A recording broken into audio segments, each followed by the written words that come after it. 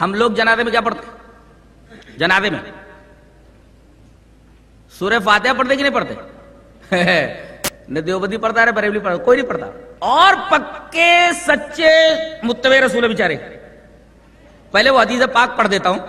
وان طلحة بن عبد الله بن عوف قال صليت خلف ابن عباس رضي الله تعالى عنهما على جنازة فقرأ بفاتحة الكتاب وقال لِيَعْلَمُوا أَنَّهَا سُنَّةٌ. رواہ البخاری فی کتاب الجنائز. امام بخاری اس حدیث پاک کو ایسے کتاب الجنائز میں لائے. حضرت طلحہ ابن عبداللہ ابن عوف فرماتے ہیں کہ میں نے نبی کے پیچھے ایک آدمی کی نماز جنازہ پڑھی تو حضرت ابن عباس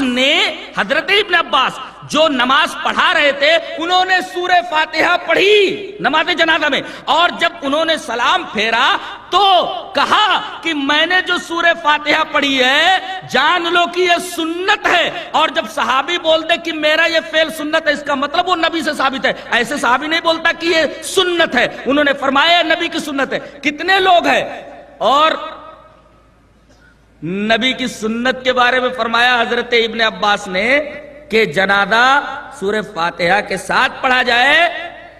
اہل حدیثوں کے علاوہ کوئی بھی نماز جنازہ میں سورہ فاتحہ نہیں پڑھتا، اور بیچاروں کا دعویٰ ہے کہ یہ بہت بڑے متبع رسول ہیں، یہ پکے سنی ہیں. جب سنی کا کیا مطلب؟ سنت کے اوپر عمل کرے کہ سن کر سنی. سنت کا مطلب یہ ہے کہ سنت کے اوپر عمل کرے. تو نماز جنازہ میں سورہ فاتحہ کیوں نہیں پڑھتا؟ ابن عباس نے تو فرمایا کہ یہ نبی کی سنت ہے. اور اب سورہ فاتحہ پڑھنے کے بعد کیا پڑھا جاتا ہے؟ اللہم اغفر لحینا و میتنا و شاہدنا و غائبنا. آگے رحم کی بھی درخواست کی جاتی ہے.